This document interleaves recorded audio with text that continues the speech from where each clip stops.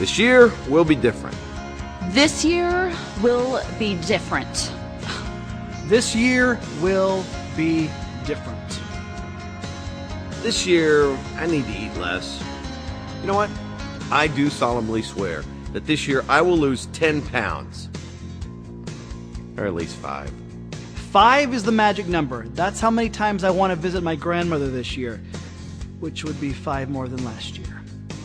Learn to wait. I always want things instantly. I need patience. Now! This year, I'll be nicer to my parents. What, Mom? Get off my back. I just need peace in my life. I'm just so nervous all the time. I'm twitching. 3 kids. I'm a twitcher. I'm twitching. I twitch. I just can't seem to get my pits to stop sweating. Can you see this? Look, when did I become the human leak? I mean, I know I've got some stress about my future and everything, but why can't I just be like everyone else and you conceal it? Okay, I'll just have to fake it till I make it. And I'll be better than I've ever been in my entire life. If I'm going to make this year count, I have to do some things differently. It's toupee time. Make some goals this year. Just 3, not 10. Stop judging people who aren't like me. Stop snapping at my kids. Dream! Character over image. Learn that I'm loved, but not entitled. God, did you forget about me? I'm here. Just show me what to do. Give me the strength to change. What am I saying? I don't even know if I want to change, God. I'm comfortable. I have a good life. I know. You want the best for me. So why don't I want the best for me? Starting tomorrow, using my gifts and talents, I'm going to live my life differently. God's way. I'm tired of keeping this great gift. A secret. Can I tell you a secret? I feel like I'm separated from something. That sounds weird, doesn't it? But whatever I need, it's bigger than this world can offer. I offer my life, God. It's something much more than what I can see. So please, God, would you just take this little bit of faith that I have? I just can't wait another year. That little video is called This Year Will Be Different. And that's what I want, and that's what I've been praying for. I want this year to be different. I want this year to be different for you. I want this year to be different for me. I want this year to be different for this ministry. But what we're going to try to understand this morning is that this wish has got to go beyond being a wish. It's got to go beyond being a warm, fuzzy feeling that comes and it goes and never really yields of anything of significant fruit. And so this morning we're going to kind of keep going on this concept of it's a new year, and as we look for new direction, as we look for God to reveal to us what He wants us to do, I want to dig a little bit deeper and to try to help you understand and help myself to understand how do we live it? How do we actually implement these things? If you were here last week, if you were here last week, we had a message, and the title of the message was God's Plans. And we went to Joshua chapter 6, and what I want you to do is I want you to understand as you look ahead into the year 2016, as you start thinking about the things that you want to do, the resolutions that you're making, the plans that you make, I tried to get you to understand that there's 3 different ways as Christians that we can do God's work, right? The first way we can do it is we can make our own plans, and we can hope that they succeed. And a lot of people find themselves in this particular spot in life. The second way you can do it is make your own plans and then ask God to bless them. And this is where most Christians find themselves. They say, you know what, I've got these plans, I got these aspirations, these dreams, and I believe that they're in line with what God would want me to do, or if not that, they, at least they're not bad. They square with kind of the Christian mindset, and so we go about planning and scheming and putting things in place and say, God, now I expect you to bless these plans because after all, I'm a Christian and you love me and you owe me, right? That's kind of the thought mentality that's behind it. Or we say the third way, and this is the best way, you ask God for His plans and then do what He tells you to. Because what we found out is, like Joshua found out, that when you do things God's way, remember he went across the Jordan, he had to fight the battle of Jericho, and God gave him some plans. And from a human perspective, those plans were crazy, they were absurd, and we'd say there's no way something like that would ever work unless it's God's way. Right? We said there's two ways we can do things. We can do things my way, you can do things your way, or we can do them God's way. Right? I can do things God's way or I can do them the wrong way. That's the only two options as believers that we have. The difference is God's way comes with promise.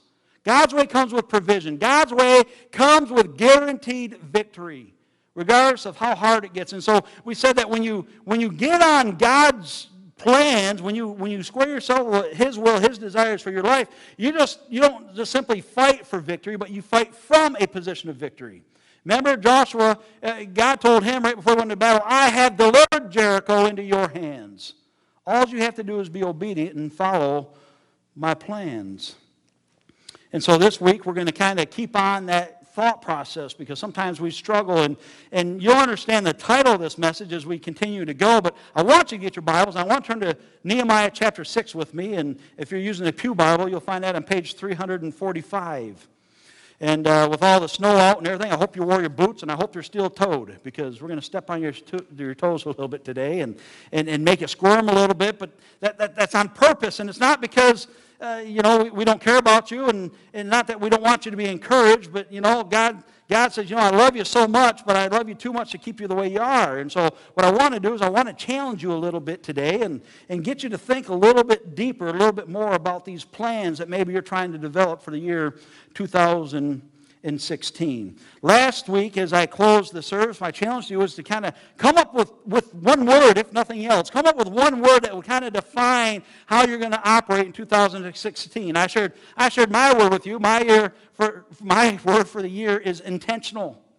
And in other words, I've got to be intentional in the way I do everything, or else I get lost in the busyness of life just like everybody else does. And so when it comes time to doing devotionals, I got to be intentional. I've got to set time aside. I've got to make it a priority. When it comes to spending time with my family, I've got to be intentional about spending time with my family. Last Thursday night, we had a meeting here at the church, and it started at 7 o'clock, and I told my son, because I'd been putting things off, I said, you know what, 8 o'clock, we got some plans. So I came in. I had to be intentional. I told the guys I was meeting with, listen, I've got till 8 o'clock and I'm out, whether this meeting is done or not, because if I'm not intentional, just like you, if I'm not intentional, I get lost in the busyness around me, and it's easy for me to justify. It's easy for you to justify, right? I've got to stick at this job that God has given me. It doesn't matter my family's suffering. I've got to provide. For me, it's much of the same, but God has called me into ministry, and so I try to justify by saying, well, God, I'm doing your work. I'm trying to grow the church. I'm trying to do all these things. And it's almost like God said, well, listen, I didn't ask you to grow the church. Remember, Jesus said, I'll do that. I'll build the church. I want you to take care of your family. I want you to be obedient. I want you in your relationship with me to. And so if I'm not intentional, all these other things suffer for the sake of what I think is something good. But it's something that we got to constantly be looking at. And if you're not thinking of just one word, and we say, well, this one word, it's kind of, it's difficult, but in my mind it works a little bit easier, because if I have one word I'm working towards, like intentional, then I view everything through that lens and everything that I tried to do. I could write a list of 500 different things, and as I fail in points 100 through 300, get discouraged, because it's impossible to keep a list that's that big for me, but and that's why I challenged you. Some of you shared your words with me. Some people said, well, you know what, my word for the year is going to be obedient. So you told me my word for the year is going to be trust. I've heard faith, I've heard love, and it's good to hear the feedback that I've been getting. And then there's some of you that say, well, you know what, I'm into this whole resolution thing, but I kind of struggle. And I think down at the root cause of that is this idea that really we know where we need to be working in our lives. It's just so hard because we tend to justify. But if you've had a hard time coming up with that thing, that whatever it is you've got to do for the year 2016, one way you could look at it is if you could get yourself one of those easy buttons. Have you seen one of those? Right? If you could get you an easy button, or you could hit the fast forward button and look at one area in your life, what would be one thing that you would hit the easy button and say, I want this done? Or I'd hit the easy button and I wanted to be able to do this. Or I'd hit the fast forward and I'd get past this part of my life and I had something better that lies ahead waiting for me. And whatever comes to your mind when you think through it that way, perhaps that's what God wants you to be working on this year. what I want us to do is I want us to see and recognize that God has called us all to do something. If we're honest with ourselves, we've all got something. We've all got a word. We've all got a list. We've all got a habit. We've all got something that God is calling us to work on.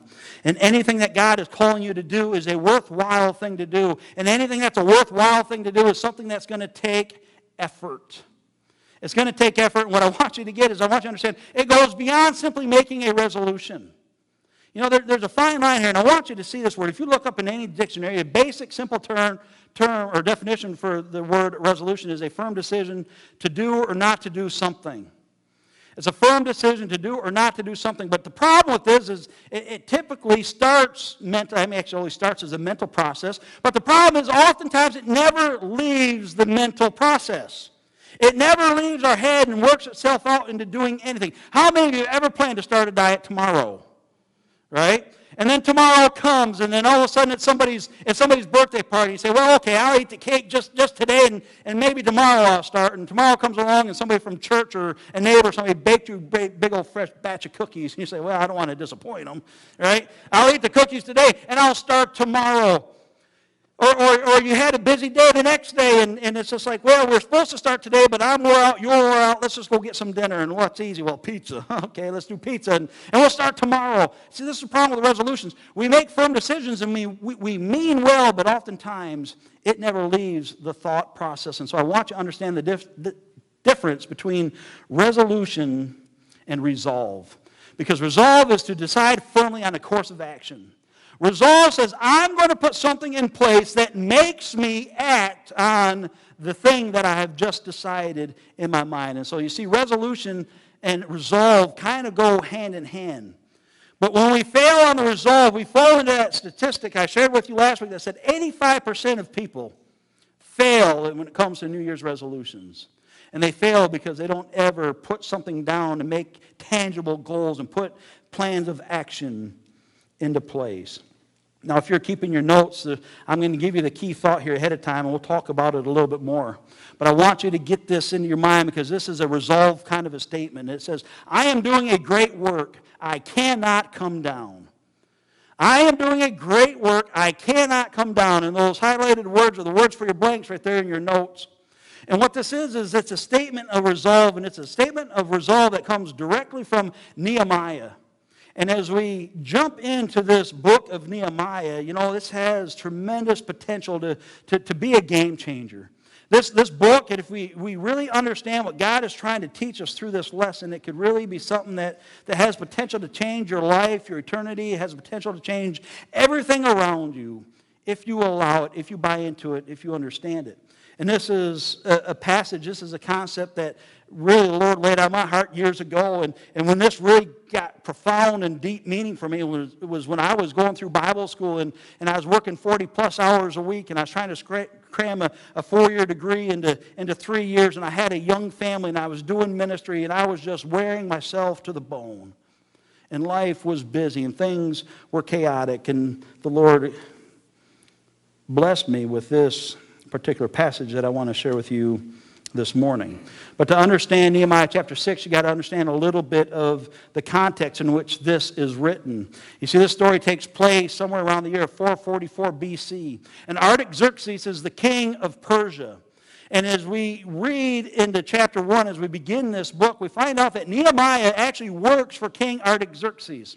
And not in just any way. Nehemiah happens to be the cupbearer for King Artaxerxes. And now this is not any kind of a great, glorious kind of a job. It's basically the last line of defense for whoever's trying to hurt or harm the king.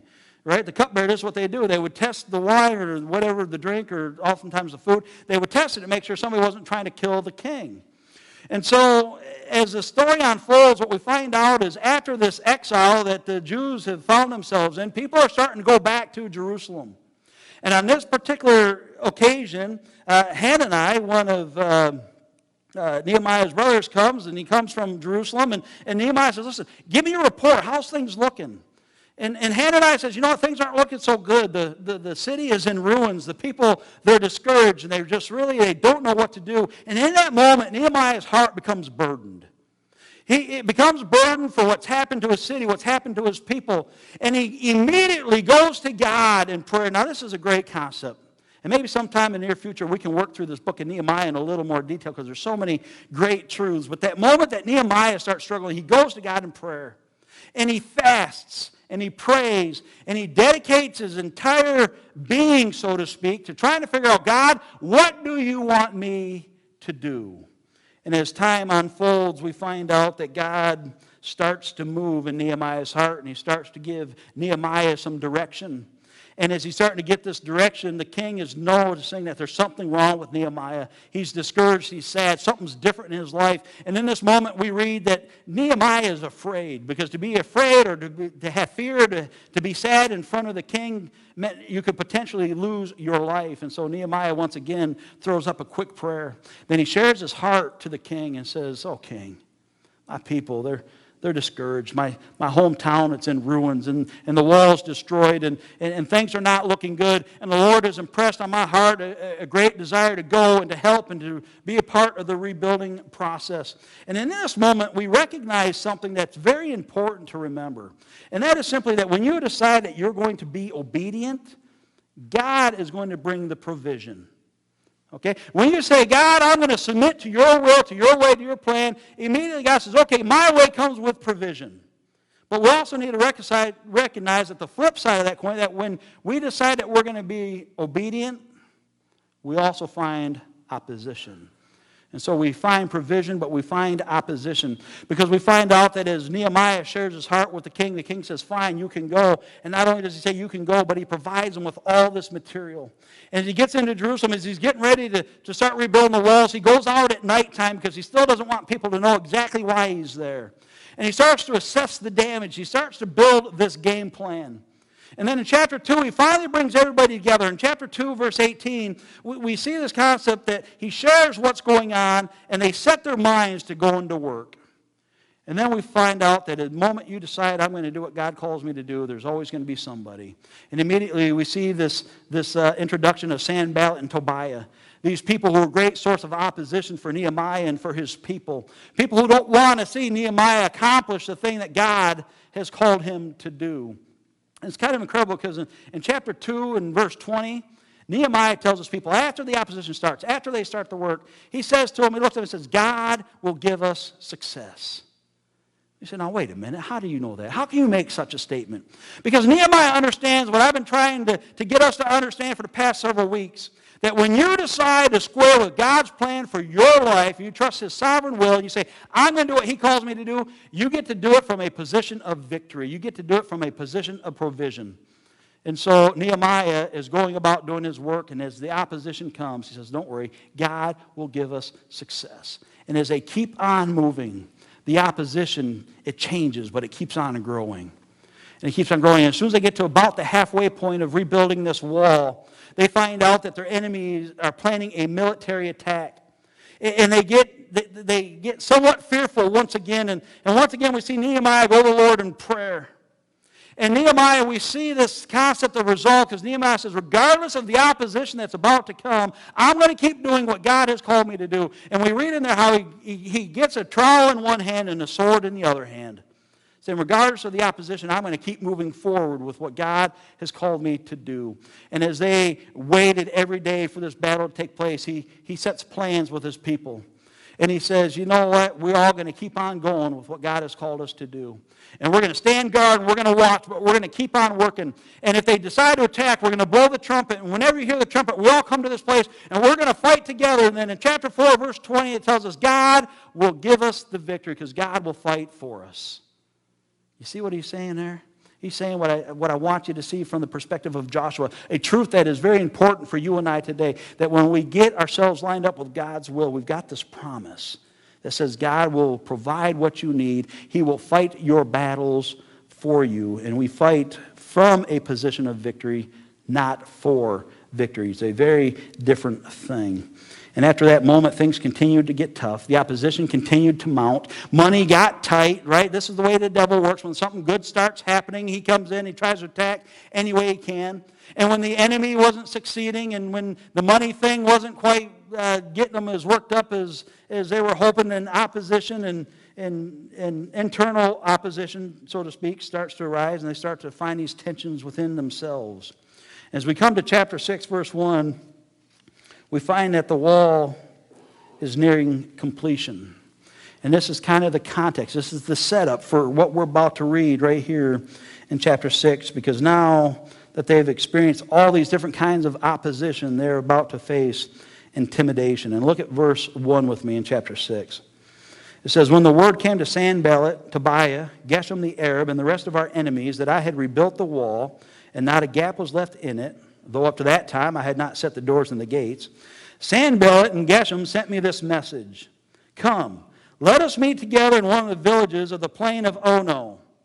But they were scheming to harm me. And so get this, the work is almost complete. The wall is almost done. All he's got left to do is to put the doors and the gates, and everything is done. And the enemy finds out about it, and the enemy realizes, you know what, nothing else we have tried has succeeded. And so now we're going to try something different. We're going to try to trick them. We're going to see if we can't beat them, join them, kind of a concept, right? We're going to see if maybe we can join forces. Why don't you guys come on over here with us, and we'll see if we can come to some sort of terms of agreement. Maybe we can kind of work together.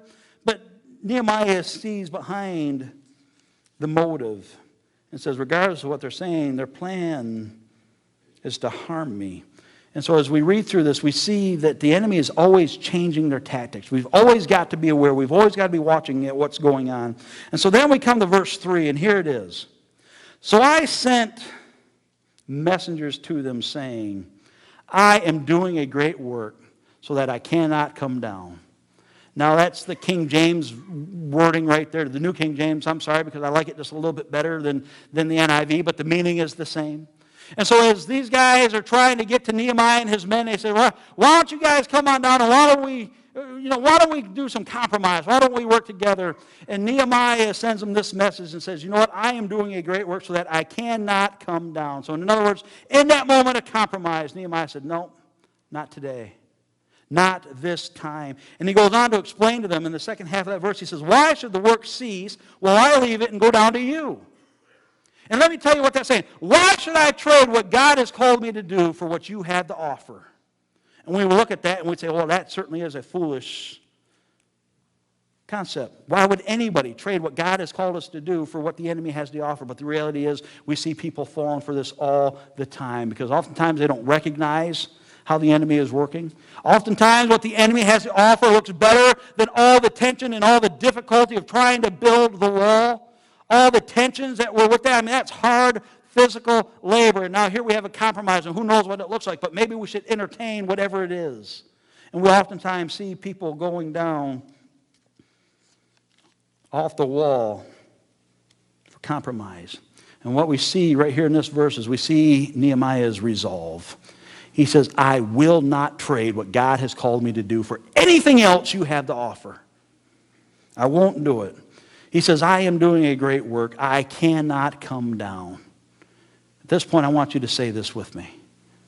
I am doing a great work. I cannot come down. Say it one more time. I am doing a great work. I cannot come down. Listen, if you will buy into this concept, if you will own this resolve, then whatever it is that God is asking you to do in 2016, you will be able to accomplish exactly that. And what I want us to recognize this morning is that every single one of us has a great work that God has called us to do. Every single person in this room. We all have a wall that we need to climb up on and say, until I get this done, I am not coming down. We all have breaches in our wall. And you got to understand the significance of the wall in this passage, because the wall was protection. It was protection against the enemy. It was a source of strength. It was a source of comfort. It was their source of protection. And so long as the wall was in good shape, they were in good shape. And spiritually, you can kind of see where this parallel is going. When you got a breach in the wall, and whether that's in your relationship with your spouse, between you and your kid, maybe it's in the workplace, when there's a breach in the wall, the enemy knows exactly where to go, because that's where you're most vulnerable. And you'll sit here this morning and say, I don't understand why I can't overcome this particular difficulty in life. Why? Because the enemy knows exactly where you're weak, exactly where that vulnerability is, and that's where he'll go to attack every single time. And so every single person in this room has got a great work that God has called them to do. Or we all have a breach in our wall where we are vulnerable, where the enemy is just waiting to get in there and to mess things up. And it might be a habit. It might be a goal that you have set and you refuse to do. I don't know exactly what it is. Maybe it's finances. Maybe it's something in ministry. Maybe you feel that call to go into ministry, but I don't have that gift. I don't have that training. Listen to me. Nobody understands that better than I do. Right? But we always got something that we're fighting against. And the moment you decide on that resolve, that moment you say, this is something I'm going to do, the opposition will come. Just like the men laughed at Nehemiah and his guys. People will laugh at you for the things that you decide to do because the outside world doesn't understand the things that we hold as value as Christians. And so, what do you mean you won't do sex before marriage? That's just a laughable thing. Everybody does that now. Why? Right? That just doesn't square with our society. Or what do you mean you're not going to go into debt? Everybody does the debt thing. Everybody has the best car and the biggest house and the nicest toys. That's just normal now. But as soon as we resolve those kinds of things are what's going to constantly be coming against us. And things will get hard, and sometimes it'll be humiliating. Sometimes it'll appear intimidating. Sometimes we're going to have that struggle. And other options will always become tempting, and the enemy will always be offering them. Look at Nehemiah 6:4 with me. It says, 4 times they sent me the same message, and each time I gave them the same answer. And so every time these guys came up against Nehemiah and said, listen, I am doing something great. I am not going to come down, not for you. Not while I'm doing what God wants me to do. And it's interesting because as you read verses 5 through 7, we find out that these gentlemen, Sanballat and Tobiah, they start this rumor that these guys are rebuilding a city so they could plan a revolt against the king. They say, unless you come down and talk to us, we're going to tell the king exactly what you're trying to do. And in that moment, how tempting would it be to come on down and say, oh, you guys, you got it wrong. Don't send that news to the king. That's going to get me in a lot of trouble. And we look at our circumstance and we allow it to dictate how we respond. But the continual harassment and temptation, these guys looked at it and said, not today. There will always be people who don't want to see you succeed. There will always be those people out there. And if Nehemiah would have come down off that wall, it probably would have cost him his life. And if we see this parallel and how it relates to us today, listen, there's all things that we need to be working on. And if you're not careful, you don't stay up there on the wall, it can destroy you, it can destroy your life. Maybe some of you in this room have been to the doctor, and the doctor said, you better change your lifestyle, it's going to end your life. A relationship ultimatum that's been made, you better be faithful, you better give that up, you better give this up, or else it's going to cost you your marriage. Things have been said and things have caught your attention, yet you tend to want to ignore them because it just seems a little too difficult. The reality is most people know where the breach is. And some of you got to get up on that wall and say, this is my family and this is my great work. This is what God has called me to do. I am not coming down, not for you or not for anybody else. Or maybe it's school. And maybe that's the thing God has called you to do. If you're a young person here today, if that's the great work God has called you to do, stay focused and do that. She might be cute. He might be cute. But sometimes you got to stay on that wall and say, this is what God has called me to do. And later on, maybe I'll have time for that. Maybe it's your work, whatever it is. Sometimes we just got to take that stand and say, you know what? This is where I'm staying. That's a great opportunity, but I'm not going to do it because God has called me to do this. And even after Nehemiah refused, the enemy didn't quit. It didn't quit. It kept on coming. And I know the tension, I know the pushback, ready to push back, but you don't have any idea how hard this is. Listen to me, I promise you I understand how hard it is. Nehemiah and his men understood how hard it is. But how did they respond to it? How did they respond to the threats, the rumors, the mocking, all the deception and everything that's going on? We see a clue here in verse 9. It says, now they were all trying to frighten us, thinking their hands will get too weak for the work and it will not be completed. And this is what the enemy is always trying to make happen in our lives. If I can just get them too weak, if I can just make them vulnerable, if I can find that breach, if I can find that spot, they'll be so weak they'll have no desire to keep the work going. And how does Nehemiah respond? But I prayed. And what did he pray for? He prayed for the strength to keep on going. Now strengthen my hands. You know what's interesting about it? He didn't ask to be delivered from the circumstance. Isn't that amazing? Isn't that what we always do? The tension comes, the difficulties arise, and our first prayer is, God, get us out of this. Nehemiah says, yeah, there's something that something great is going on here. And I desire to be part of this something great. And yes, it's tough, and yes, there's opposition, and it's difficult, we're tired, we're worn out, we're afraid for our lives, but God, would you give us the strength to complete what you have called us to do? Because they recognize that somehow there's a blessing through doing what God wants them to do. After that, verses 10 through 13, he shows up to his friend Shemaiah. And as he's going to Shemaiah, who knows for what reason, why exactly, but Shemaiah says, listen, why don't you come with me? And we'll go to the temple and we'll close the door because men are after your life and we'll protect you, we'll keep you alive. Now this is where you always got to be watching, you always got to be careful because the devil works in two different ways, right? 1 Peter 5:8 tells us the devil works how? Like a roaring lion, exactly right. And then 2 Corinthians 11, I think it's 14, it tells us that the devil masquerades as an angel of light. And so that's when he puts on the deception. And in this moment, Nehemiah recognizes, listen, Shemaiah, you're asking me to do something that goes against what God has called me to do. Now, this is why it's so important to know God's word. Because if you don't know God's word, then you don't know what the enemy is trying to get you to do is wrong. And if he would have gone in the temple where he doesn't belong, then he would have discredited Nehemiah. The enemy would have won. And this is the moment where it's so easy to try to compromise or to justify what it is we want to do. Who wouldn't say, well, my life is in danger. God would be okay if I go do this. Listen to me. Anytime you think it's okay to do something that doesn't square with God's word, the enemy has got you deceived. Every time. If it doesn't square with the book, listen, you've got to know. You've got to stand against it. And then verse 14, we finally see that Nehemiah says, God, you know what? This is your problem. I'm leaving this all in your hands. God, you got to take care of me because I'm doing what you called me to do. There's that confidence. There's that resolve to say, I'm going to keep on going. And then look at what happens. He gives it to God. Nehemiah 6:15, it says, so the wall was completed on the 25th of Elul in 52 days. That task that at the beginning seemed so impossible to do.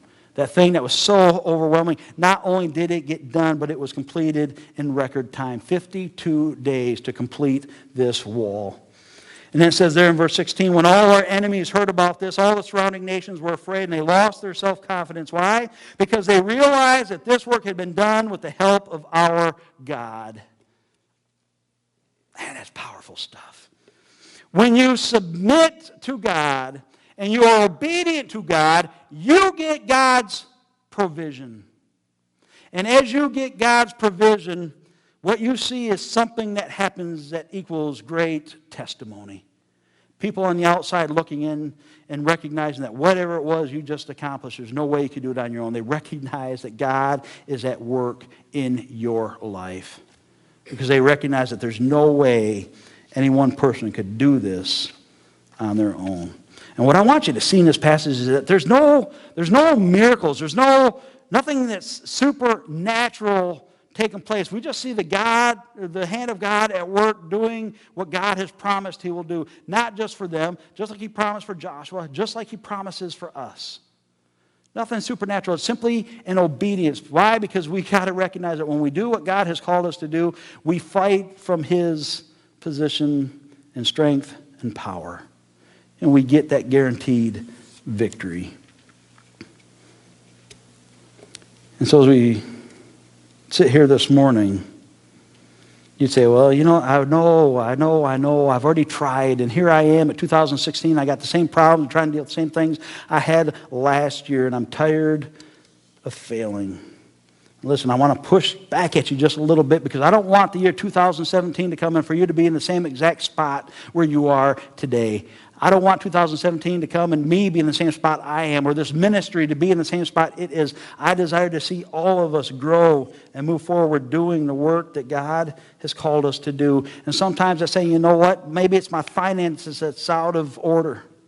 And it's getting up on that wall saying, you know, I don't care what anybody else has to say. My standard of living is not so important. Impressing my neighbor with the nicer house, with the nicer car, impressing my family with the more money. None of that matters. Maybe what matters is what God has called me to do. And you can apply that to whether it be your finances, your relationships, your job, your ministry, your spiritual life, whatever it is. You've got to be able to get that resolve and say, I am going to work at what God has given me to do. We need to get to this point where we're willing to say, I am doing a great work and I cannot come down. Now, I don't have time to go into the full details, but one thing I want you to recognize is after verse 16, after the wall is completed and Nehemiah has accomplished what God has set him out to do, the opposition didn't stop. If you go on to read further into the book of Nehemiah, you'll find out the enemy kept at it. And what we see is just the beginning, because even after the work is done, now it's time to protect what you have accomplished. And so often this is where Christians let their guard down. We accomplish whatever that thing was, and then we let our guard down thinking, okay, everything is all set, and then the enemy comes right back in. Maybe you just got your marriage back to a good place, and you got healthy for a little while, and now it's going to be starting falling apart again. Why? Because you didn't stay up on top of that wall. You decided it's time for me to get down. You didn't stand guard.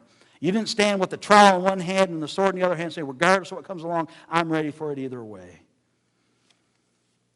You got to keep going. And I know that it's hard. If it was easy, we wouldn't be sitting here this morning. It's going to take time. It's going to take effort. But listen to me, you have no idea what hangs in the balance of your decision to stay on the wall and do what God has asked you to do.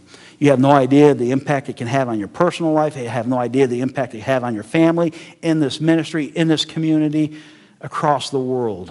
God has got a plan. And at the very bottom of your note sheet, you've got the statement that says, today I will resolve to blank. Today I will decide on a firm course of action to do blank. Get out of the world of resolutions. They're good. I mean, that's not what I'm saying, but get out of that mindset into putting it into action. And sometimes we got to stop saying, well, tomorrow I will start, and we got to resolve today I am going to start. Some of you need to go home from this place. You need to sit down with your husband, your wife, your family, and say, listen, this is what we're going to do, and we're going to start it today. Some of you need to get on your knees before God after you leave this place and say, God, whatever it is you got for me to do, I resolve I'm going to do it today. And it takes resolve, because listen to me, the moment you resolve to do it, the opposition is going to come.